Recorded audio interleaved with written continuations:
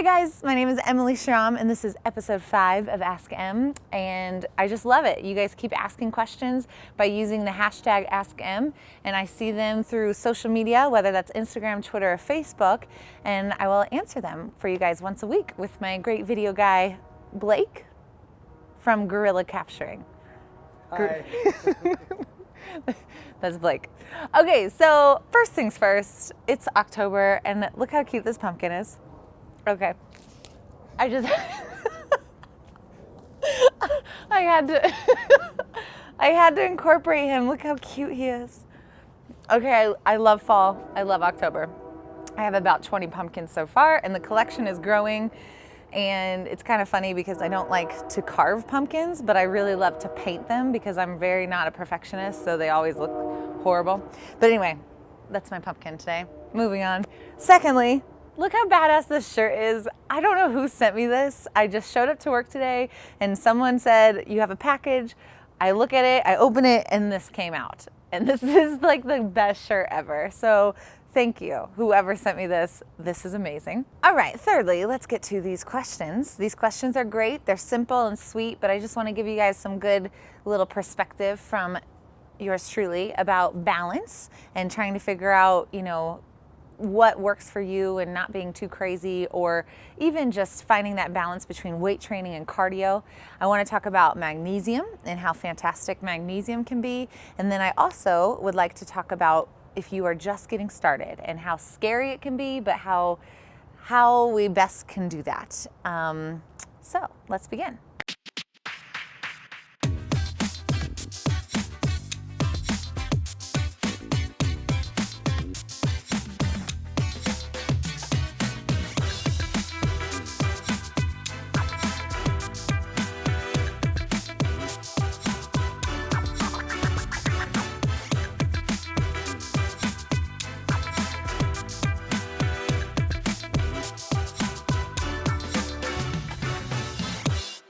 This question is from Marina SEC. She just had a baby. She really wants to get in shape, especially for a good example for her daughter, which I love hearing. I think that's so important to be a great example for your kids. And it's kind of very overwhelming in the health and fitness industry because there's so many different things. What should you do? What should you not do? And if you're a beginner and you just want to start, where do you start? So my first advice is don't overthink things. So starting little tasks every single day, little baby things add up to really, really big things. And we forget that because when we are really motivated or we're really excited about working out or making changes in our life, we only see the big picture. We only see this huge amount of weight we want to lose. We only see this huge goal of weight that we want to lift. And we forget that it takes daily little routines and daily little steps to get there. My biggest advice is start small. Don't overthink it. Don't think too big. Just make little lifestyle changes, whether that's adding more water and cutting soda, whether that's trying not to eat too late before you go to bed. A really great one to start is always eating breakfast. So those are little things that you can do that add up. My other thing is don't get sucked into this industry of fad dieting and making sure that when you are trying to find that balance, a big part of finding balance is avoiding things that promise these huge results so quickly and promise you, I've seen things from the cookie diet to the cleanse. Those things are such bullshit, and it makes me really frustrated when I see people go into it because they are looking so much for something to help them. And the problem is the health industry knows that, and they can market anything to look achievable, but it doesn't last and it doesn't work, and it causes you to be more frustrated, and it causes you to waste money and then be less likely to try something that actually would work.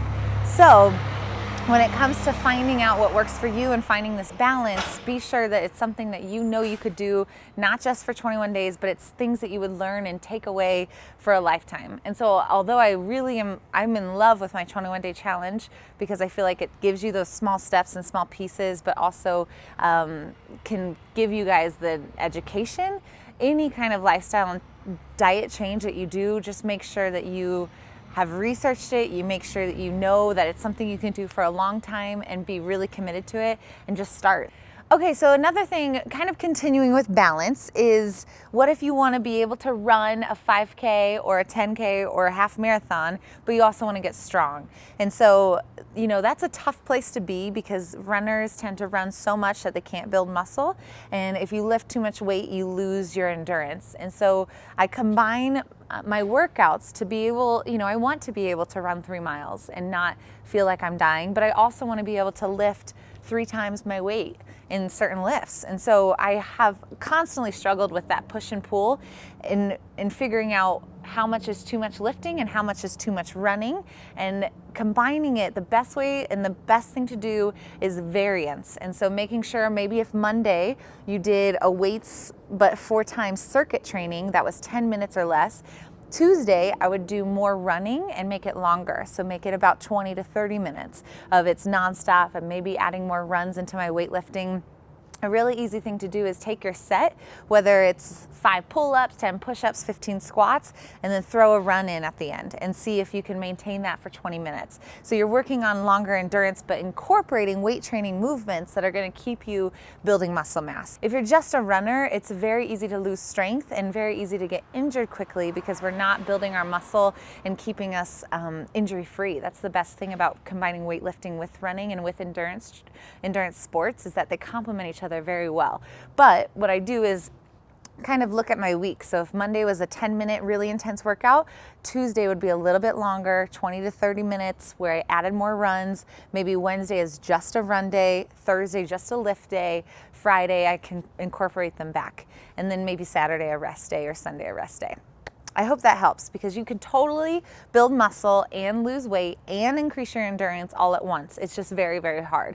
And I'm not talking about long distance, even just a 10K. If I've been able to learn how I can do that without losing strength in the gym. So it's just figuring out what works for you, but do not just run and do not just lift weights, because we want the best body for our well-being and longevity, and that's someone that has a great heart and strong muscles and strong bones, and that's combining all of the above, endurance and strength. Okay, so my last question from Cubsy Angst Dogs on Instagram, he is talking about magnesium, and he said, I heard a lot of people are deficient. What are the benefits? How much do you take, etc.? My pumpkin. No! Hold on. Where are you going, pumpkin? So if you've done my challenge before, you actually know this story, but Cubsy Angst Dogs did a question about magnesium, and I want to address magnesium because a lot of us are very deficient in magnesium. We are kind of deficient in minerals in general because our soil is very depleted. It's actually really sad. So things like magnesium, zinc, chromium, what's another big one? Even calcium. We get some of it through our food, but we don't have enough stomach acid to actually properly absorb it, or we are lacking in the minerals that the soil has, so that the food that usually would have a lot of it doesn't have it anymore because the turnover is so fast, and we're just kind of like wrecking our earth. So what I would say with magnesium, this is kind of a fun story. If you did my challenge before, you know this, but when I first took out all grains, even sprouted grains, Ezekiel, all of that jazz, I was I couldn't stop craving chocolate. You can let it out. Just let it out. It's okay. I can tell. Let it out. You okay? Yes. Okay. So when I first took out grains, even sprouted grains, all oatmeal, all of that, everything that was in my closet, in my pantry, I took all of those out when I first turned paleo, and I all of a sudden ridiculous cravings for chocolate ensued, and I wanted to kill somebody. I wanted chocolate so bad, and I had never craved chocolate unless it was that time of month. Really never craved chocolate like that before. So I started researching, and this is like over 4 years ago, and I realized that most things are fortified with magnesium and chromium, and a lot of that can be whether that's your bread, your Ezekiel bread, sprouted grains, or even just whole wheat healthier bread. They have a lot of fortified minerals and vitamins, and so all of a sudden I wasn't getting them, and even trace minerals. And so what I did is I took cocoa powder, because cocoa or cacao powder has a ton of magnesium and chromium in it, and I would make this faux cocoa. So you take a scoop or two of the just baking chocolate, or or cacao powder and either warm almond milk or warm coconut milk, and then a little bit of honey and cinnamon, and it was kind of like this fake hot chocolate, but it got me my chocolate fix, but more so than that, it got me my chromium magnesium's fix. And so I did that for a long time, but I still feel like, you know, magnesium is a mineral that we need for over 300 metabolic processes. It is so important in muscle contraction and relaxation. And so what I do is I take magnesium before bed. And so I actually sleep better throughout the night when I do take magnesium. I always wake up and I know if, shit, I forgot my magnesium last night, because I usually remember my dreams with magnesium. So since it is really great at relaxing, especially if you have sore muscles, it can even help with cramps. So women, if you have really bad PMS, magnesium is a must. If you have muscle cramps in general, magnesium is a must. And so yes, take magnesium. You know, there's a lot of different supplements out there, but magnesium is one that's hard to F up. Like it's a mineral, so it should be a little bit easier to find a good magnesium supplement that's not too expensive. And just read the ingredients, make sure it's as little to none in the packaging. It's just as close to magnesium as you can get, and I take it before bed. You can take anywhere from 300 milligrams to 500 milligrams, and just be aware of your digestive changes. Some people, too much too fast can cause havoc the next morning, so just be smart about it. But yes, everyone should be taking magnesium, and I just am a big believer in it, especially before bed. And it helps your chocolate cravings. Okay. So my final tip for you guys, when you're making all these delicious Halloween treats, I made my first pie pumpkin. I baked a pie pumpkin in half, so it's a little bit bigger than this, and they are found at any store right now. You can bake it, you cut it in half and take the seeds out and just leave it in the oven for about an hour at 350 to 400 degrees.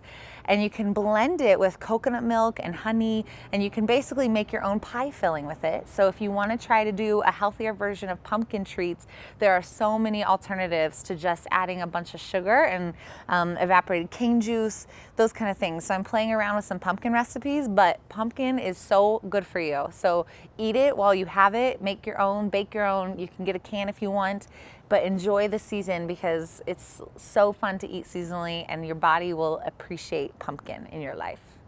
And isn't it so cute? I apologize for my lack of video last week, but I am now a nutritional therapy practitioner officially. So I finished school and I'm on to many great things with nutritional therapy. If you're interested in nutritional therapy, please go to emilyschromm.com. I'm gonna start Monday nights doing some group consults where you can really figure out, okay, I need to dig deeper because I'm doing everything right, I'm eating right, I'm exercising right, and I'm still not seeing results. There's probably something deeper going on. So let's figure that out together. I'm so glad that I did this school through Nutritional Therapy Association, and there's really good things coming your way because of it. Okay, that's all. So this is the finishing of the episode. If you have questions, keep asking them, and I will keep answering them. You guys are awesome. I love these questions. Keep them coming. If you like it, share this video. Make sure you subscribe to my YouTube with one of these buttons to my right or left, and I will see you guys next week.